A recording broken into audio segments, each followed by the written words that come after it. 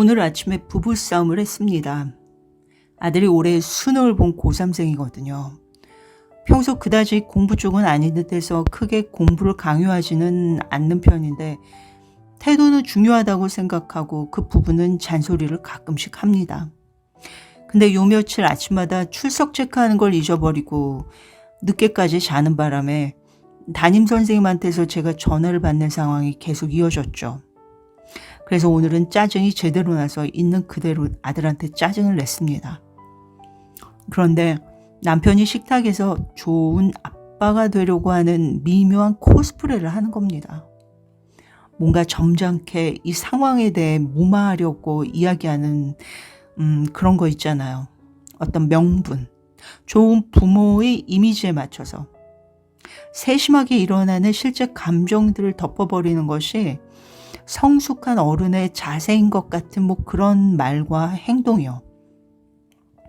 그런데 남편의 패턴은 어떠냐 하면 이렇게 평상시에는 잘 동요되지 않고 이해해 주는 것 같다가 뭔가 본인 자신의 적체되어 있는 감정이 있을 때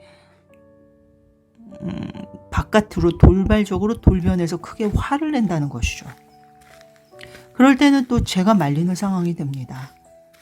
왜냐하면 뭔가 감정적 측면에서 오바해서 임계치를 넘어선 것이 느껴지니까요.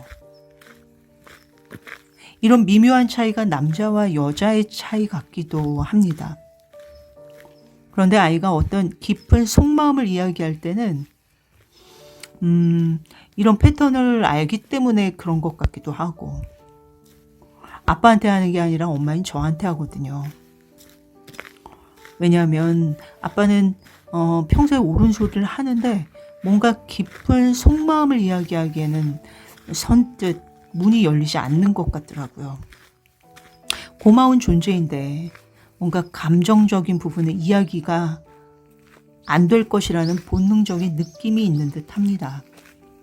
그래서 아버지들이 나이가 들수록 자식들과 더 소통이 되지 않는 게 아닐까 하는 생각도 들어요.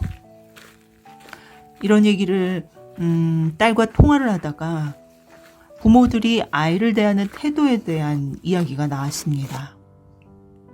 자기 이전 남자친구 이야기를 하면서 이른바 교양 있는 부모들이 얼마나 더 자식들의 속을 뒤집어 놓는지에 대해서 말이죠. 말하자면 이렇습니다. 문자가 오는데 이렇게 온다고 하더라고요. 우리 사랑하는 아들, 나는 아들이 우리를 실망시키지 않을 거라고 믿어요. 존댓말은 필수죠. 그리고 공부를 하라고 막 잔소리해야 되는 건 교양이 없는 짓이니까 공부하는 방 앞에서 신문을 읽으신답니다. 딸 말로는 남자친구가 그냥 답답해서 미쳐버릴 것 같다고 했다고 하네요. 자신한테 헌신적이시죠. 아버님은 경제적으로, 어머님은 제발 여러 가지 상황에서 나름대로는 최선을 다하시는데 차라리 폭력적인 부모님이라면 욕이라도 할 텐데 이런 상황에서는 욕을 할 수도 없고 그러면 본인이 더 죄책감이 드니까요.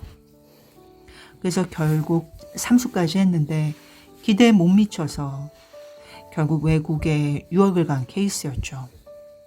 그런데 학기말 성적표를 보자고 하시는데 멘트가 이렇다고 하네요. 어디 우리가 그동안 투자를 했는데 그 결과물을 보여줘야지라고요. 언젠가 한 번은 백화점에 갔는데 명품 신발이 갖고 싶다고 어머니한테 문자를 보냈다고 합니다. 약간의 가격 협상이 오고 간 다음 허락이 떨어졌는데 딸이 오빠 오늘 득템해서 좋겠네 하고 말을 하니까 이 정도는 해줘야지. 그동안 내가 참고 사는 게 얼만데 라고 대답을 해서 아주 묘한 느낌을 받았다고 하더군요. 폭력적인 부모에서 한 단계 진보해서 교양 있는 부모로 나아간 듯 보이지만 사실 둘 다 그 뿌리는 같습니다. 너는 내가 원하는 그런 자식이 아니야 라는 측면에서 말이죠. 한쪽은 폭력으로 아이를 바꾸려고 하고 다른 한쪽은 교양으로 바꾸려고 한다는 것만 다를 뿐입니다. 사실은 우리는 지금 너의 있는 그대로의 모습을 인정하고 싶지 않아. 마음에 들지 않아. 라는 측면에서는 같은 것이니까요. 교양이라는 것이 와일드, 야생의 본성을 에고의 재단으로 잘라서 겉으로 보여지는 것에 끼워 맞춰지는 면이 크다 보니까 상식적인 표면적인 사회에서는 그럭저럭 넘어가지만 왠지 정말 제대로 살아있는 에너지를 느낄 수 없고 포장지가 벗겨지는 두려움으로 억눌려 있다 보니 야생의 생생한 힘, 창조적인 에너지가 발동될 수 없죠. 그리고 사실 표면의 의식으로는 아직 이런 역동성에 대해서는 잘 모르는 경우가 많고요.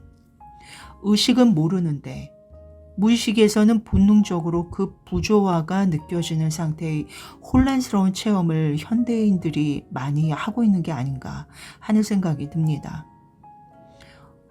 어쨌든 제 이야기로 다시 돌아가서 남편한테도 그런 짜증을 포장하지 않고 그대로 표현했습니다. 그랬더니 대번에 저한테 화를 내더라고요. 순식간에 부부싸움을 하게 됐죠. 남편은 자신의 공간으로 가고 저도 그냥 그대로 받아들였습니다. 부부싸움을 할 때 목적의식이 분명하면 애써 그 싸움을 무마하려고 하지 않거든요. 싸울만 하니까 싸우는 거죠. 그리고 나서 시간이 지난 다음 식사 시간에 밥을 잘 차려줍니다. 그럼 또 자연스럽게 넘어가게 되거든요. 26년을 같이 살았으니까 이제 패턴이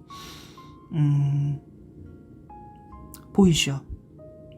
밥이라는 게 참 예전에는 밥 차리고 치우는 과정이 소모적이라고 생각하고 언제 영양제 같은 간편한 끼니로 대체될까 생각했던 적이 있었는데 지금은 마음 공부를 하다 보니 그 생각 하나는 완전히 바뀌게 된 것 같습니다. 밥으로 만들고 차리고 치우는 과정이 얼마나 소중한 일인지 알게 됐거든요. 그래서 나이 50을 넘어서 친정어머니한테 이제 가정주부 다 됐네 하는 소리를 오래 들어봤습니다.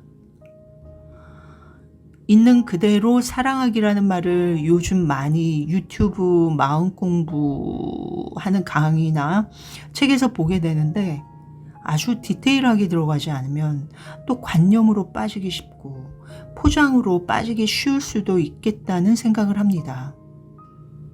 아주 구체적으로 일상생활에서 일어나는 일과 접목해서 분석하고 기존의 패턴을 해체해 나가는 과정이 되어야 되는데 생각으로 잠시 이해하는 것에서 머무르고 얼마 못 가 기존의 패턴에 다시 묻히기 쉽기 때문이죠.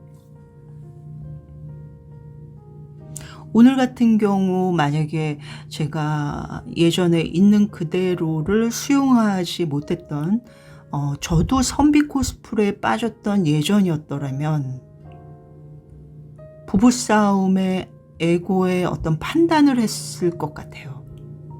아, 내가 아직 이 정도밖에 되지 않는구나 라고. 그리고 제 안에 수치심이나 죄책감이나 이러한 것으로 그 부부싸움 일어나는 그 순간에 제가 받아들여야 될 것을 온전히 받아들이지 못하고 저 무의식이나 그런 감정적인 부분에 제가 그냥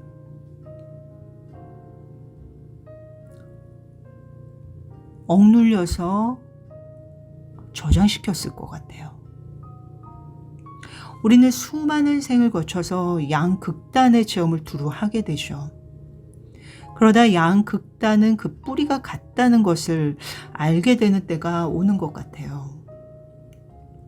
성녀와 창녀, 상남자와 찌질한 남자, 부자와 거지, 지식인과 무식한 사람, 사나운 사람과 착한 사람, 선비와 천박한 사람, 병광세 유형과 마광수 유형, 영적인 사람과 물질적인 사람. 이렇게 양극단의 체험을 온전히 하게 되면 마법의 역설이 어느 순간 불꽃처럼 통찰을 일으키는 때가 오는 것 같습니다. 양극단의 극성이 만나 스파크가 일어나면 그 중심 자리에서 양극은 사라지게 되고 둘 다를 아우르게 되는 그런 상태 말이죠. 그렇게 끝까지 올라갔다 끝까지 내려가는 롤러코스터처럼 한 바퀴를 도는 체험 속에 남는 건 긴장 빡 했다가 그 긴장에서 풀려난 우주의 웃음과도 같은 그런 것이 아닐까 싶은 생각이 듭니다.